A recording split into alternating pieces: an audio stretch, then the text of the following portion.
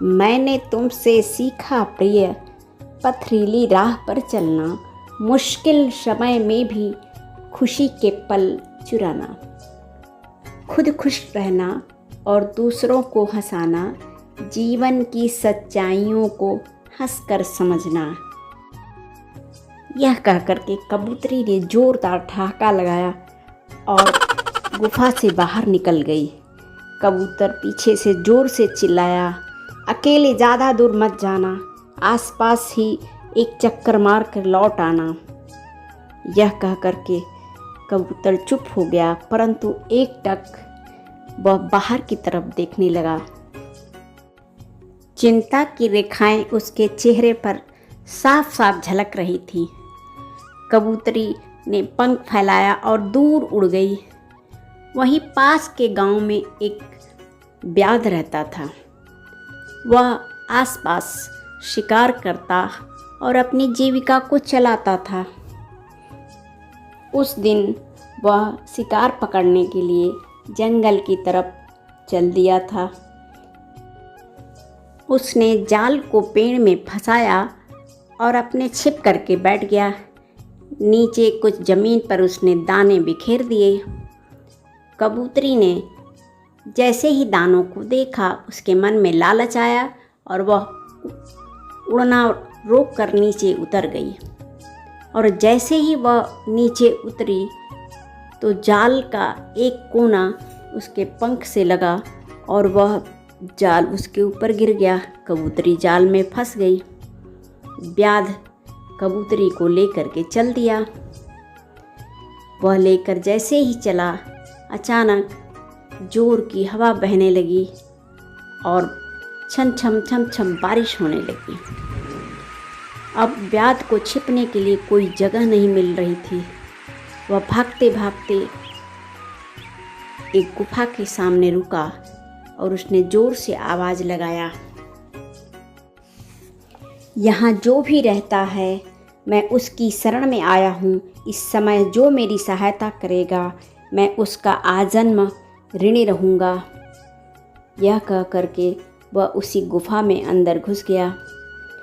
उस गुफा में कबूतर रहता था जिसकी पत्नी को व्याध ने पकड़ रखा था। कबूतर उस समय अपनी पत्नी के वियोग में दुखी होकर रोने लगा, लेकिन पति को प्रेमातुर पाकर कबूतरी का मन आनंद से नाच उठा।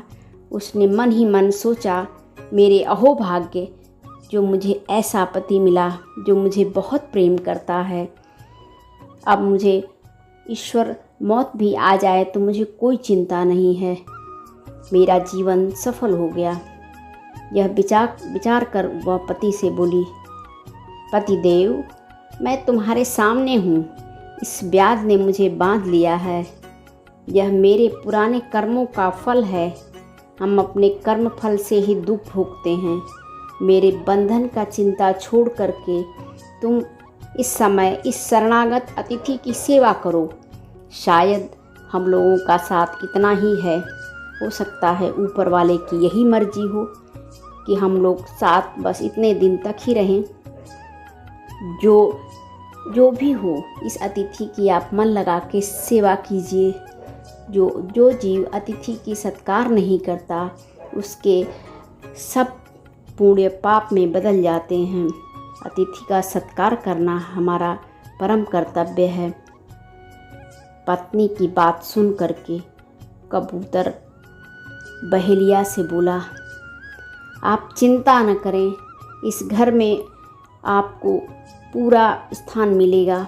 मेरे पास जो भी है उसके द्वारा मैं आपकी मदद करूँगा। मैं आपकी सेवा ज़रूर करूँगा। बहेलिये ने कहा, कबूतर, मुझे बहुत ज़्यादा ठंड लग रही है। मेरे लिए कुछ लकड़ियों का इंतज़ाम करो, वरना ठंड के मारे मैं इसी गुफा में मर जाऊंगा। कबूतर ने कहा, आप चिंता न करें, मैं लकड़ी ज़रूर लेकर के आता हूँ और मैं आग जलाकर आपको गर्मी उत्पन्न करने की कोशिश करता हूँ।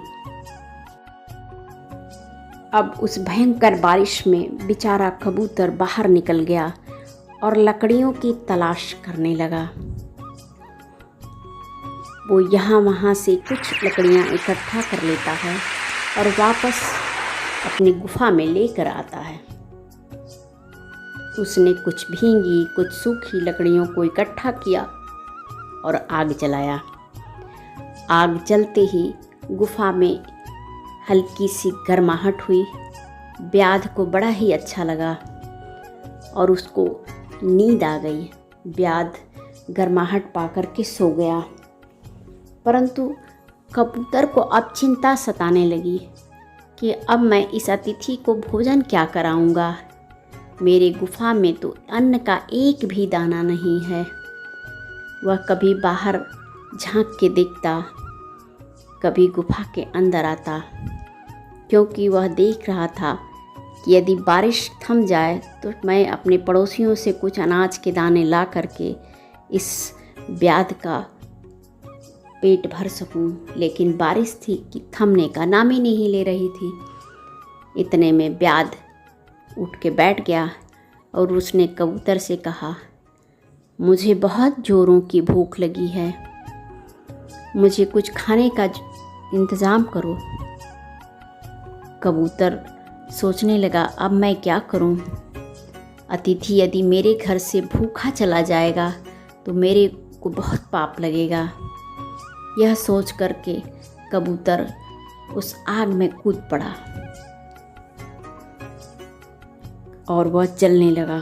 इतना देख करके कबूतरी बिलाप करने लगी और उसने सोचा कि अब मेरा पति ही नहीं रहेगा तो मैं जीवित रह करके क्या करूँगी। उसने हाथ जोड़ करके ब्याध से कहा कि आप मुझे भी छोड़ दें और मैं भी अपने पति के साथ मर जाना चाहती हूँ, मैं जिंदा नहीं रहना चाहती हूँ। कबूतरी अब पूरी ताकत से जाल के समेत उड़ने का प्रयास करने लगी। 2-3 बार प्रयास करने के पश्चात वह जाल को लेकर उड़ने में सक्षम हो गई और वह आग में कूद पड़ी। अब कबूतर और कबूतरी दोनों आग में जलने लगे। यह देख करके ब्याध का हृदय द्रवित हो गया। उसे आत्मग्लानि हुई कि मेरे कारण 2 जीव आग में अपना आत्मदाह कर दिए और वह ईश्वर से प्रार्थना करने लगा, हे अग्निदेव, इन बेचारे कबूतरों का जीवन वापस कर दीजिए। आज के बाद मैं किसी भी जीव को फिर से नहीं मारूंगा। उसके करुण आवाज़ को सुन करके अग्निदेव प्रकट हुए और उन्होंने कबूतर और कबूतरी को फिर से जिंदा कर दिया। ब्याध ने अपना सब कुछ जो भी पुराने पाप किए थे अग्नि देवता के सामने हाथ जोड़ करके स्वीकारे और कसम लिया कि आज के बाद से फिर किसी जीव को मैं बिल्कुल भी नहीं मारूंगा और साधु का जीवन जीऊँगा। अग्निदेव ने कबूतर और कबूतरी को फिर से जीवित कर दिया और ब्याध को आशीर्वाद दिया। ब्याध पूरा जीवन समाज की सेवा में लगा दिया।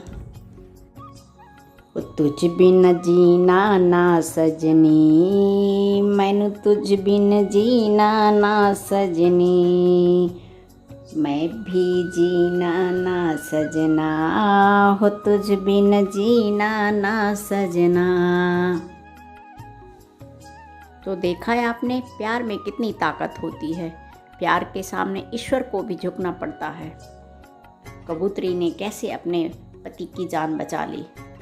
हमारी कहानी आपको पसंद आए तो चैनल को लाइक शेयर सब्सक्राइब ज़रूर कीजिए। धन्यवाद।